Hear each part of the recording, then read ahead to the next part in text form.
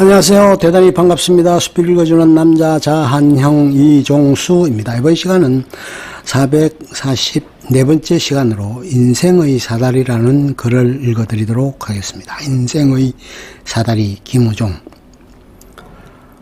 꿈을 먹고 사는 것은 어린 소녀들이나 소년들만이 아니다. 꿈은 누구에게나 다 있다. 아니, 인류 역사 자체가 하나의 꿈의 역사다. 그 꿈을 부단히 추구하여 맞지 않는 곳에 인생의 고달픔이 있고 비극이 일어나지만 거기 또한 인생의 긍지가 있다. 꿈이란 말은 이상이란 말로 바꾸어도 좋을 것이다. 이상은 현실의 반대다. 현실이 아닌 저 높은 곳을 두고 바라보며 동경하고 또 그곳에 이르러 발부둥치는 대상, 그것이 곧 이상이다. 어린 시절에 우리는 흔히 저 밤하늘의 별을 따보고 싶다는 소망을 가져본다. 커다란 달이 지붕 위에 걸렸을 때도 달도 따보고 싶어진다. 얘들아 오너라 달 따라가자. 장대 들고 망대 메고 뒷동산에 올라가 무등을 타고 장대로 달을 따서 망태에 담자. 저 건너 순인의 불을 못 켜서 밤이면 바느질도 못한다더라. 얘들아 올라와 달을 따다가 순이 엄마 방에다가 달아드리자. 그러나 장대를 들고 뒷동산에 올라가서 별이나 달을 따기는 불가능한 일이다. 달은 항상 저 먼 곳에 있기 때문이다. 여기서 소년들의 동심 속엔 현실과 이상의 거리가 새겨진다. 별나라 달나라는 멀고 먼 하늘의 저 아득한 곳, 그래서 자기 엄마가 죽으면 저 먼 별나라 달나라에 가 있으리라고 생각해 보기도 한다. 그렇지만 아무리 먼 곳에 있다 한들 인간이 그것을 한 번인들 깨끗이 단념해버린 일이 있을까? 장대를 들고 뒷동산에 올라간들 별 수 없으리라는 것을 알게 되는 것은 인간이지만 그러나 그들의 욕망은 완전히 단념으로 끝나버린 일이 없다. 뒷동산에 올라가서 장대만 들고서는 안 되리라 생각했다면 하나하나 탑을 쌓아 올려가면서라도 올라가 보려고 한 것이 인류의 역사가 아니었던가. 저 바벨탑을 보자.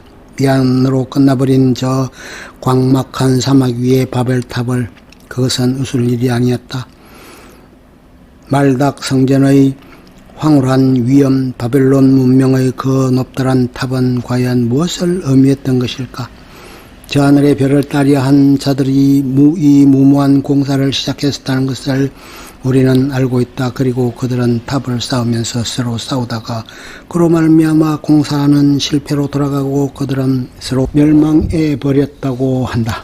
어리석은 인간들이 서로 종족 간에 질투하며 싸우면서 또 하늘나라에까지 올라가 보려 하다가 스스로 멸망해 버린 것이다. 하늘과 땅 사이의 머나먼 거리라는 것이, 다시 말해서 신과 인간의 건널 수 없는 아득한 거리라는 것이 여기 표현되어 있는 셈이겠다. 그러나 이렇게 싸우면서도 그들의 후손이 탑을 쌓기 시작한 것을 어찌하랴? 자유주의, 사회주의, 미국과 소련, 그리고 또 많은 민족들은 서로 싸우면서 지금까지 끊임없이 탑을 쌓아오지 않았는가?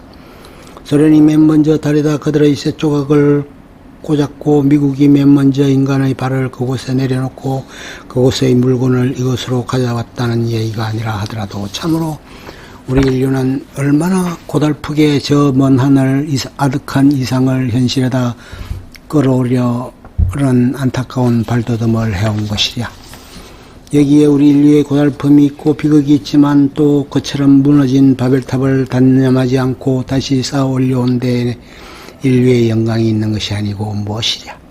그런데 이상을 향한 이 같은 발돋움이란 하나하나의 계단, 하나하나의 사다리를 밟아나가는 과정이라고 보아도 좋을 것이다. 전 인류의 경우이건 어느 하찮은 개인의 경우이건 그들에게 꿈이 있고 이상이 있는 이상 그들은 사다리를 밟고 나아간다. 어느 날 나는 어떤 문학상을 하나 받았다. 다음날 강의실에 들어갔을 때 학생들로부터 축하의 박수를 받은 일이 있었다. 고맙기도 하려니와 나로서는 부끄러운 일이었다. 그래서 이렇게 말해주었다.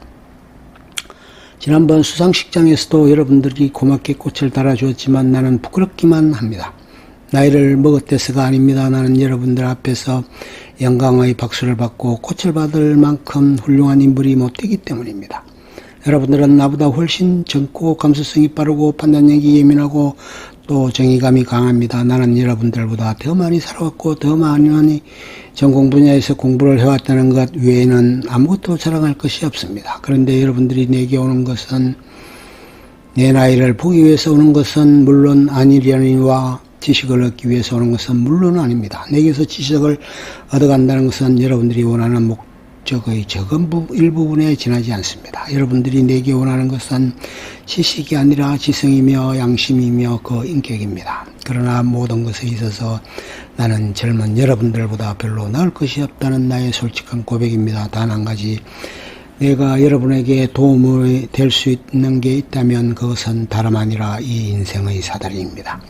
여러분들은 적기 때문에 나보다 더 많은 꿈을 이상을 갖고 있습니다. 그리고 꼭 가져야만 됩니다. 그렇지만 여러분들은 아직 혼자서 그 높은 데까지 기어오르기는 벅찰 것입니다. 오르다가 피곤할 때 혼자서 그 이상 더 올라가기 어려울 때 나를 부르기 바랍니다. 약한 힘이나마 가까운 데를 오를 때는 사다리가 될 수 있습니다. 이 세상을 더 많이 살아왔기 때문에, 그리고 더 험한 고개를 올라와 있기 때문에 여러분들은 오르는 길에 사다리가 될 수는 있다는 것입니다. 그리고 나를 밟고 올라오거든 그 자리에 머물러 있지 말고 그 다음의 오름길을 찾으십시오. 거기서 또 하나의 사다리를 발견하고 그리고 또 오르시오. 그리고 훗날 여러분들의 후배가 생기거든 여러분들 역시 그들에게 조그만 사다리가 되어 주십시오. 인생은 바벨탑의 공사입니다. 단 바빌론의 사막에서처럼 서로 싸우는 바벨탑 공사가 아니라 서로 돕고 서로 절겨 사다리가 되려는 바벨탑 공사 말입니다. 그렇다고 그것이 우리들에게 무슨 손실이 오는 것은 결코 아닙니다. 나는 지금까지 숱한 사다리를 밟고 올라왔습니다. 옛날에 나를 가르쳐준 스승들, 시골 초가집 학원의 선생님부터 대학을 나올 때까지의 모든 스승은 내 인생에 있어서 사다리가 되어온 것입니다. 그뿐만이 아니죠. 나의 부모도 그렇고 내가 읽은 책의 저자들도 그렇고 또 가까운 친구들도 그렇고 그들은 모두 나의 사다리가 되어왔다는 것입니다. 그러니까 우리는 남의 사다리를 밟고 올라오는 대신 또 모두 남을 위한 사다리가 되어야겠다는 것이죠. 그러니까 여러분들도 나의 힘이 필요하다면 나를 찾으십시오. 그리고 나를 밟고 더 높은 이상을 향해 올라가십시오. 결국 제자가 스승보다 높이 오르지 않으면 어찌 이 세상의 문명의 발전이 있고 장래에 대한 우리 모두의 영광이 있겠습니까? 나는 학생들에게 이렇게 말해주었다.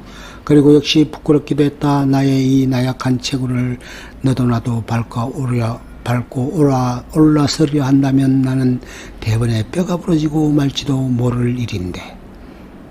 끝. 좋으면 좋아요, 구독, 알림 설정 눌러주세요. 감사합니다.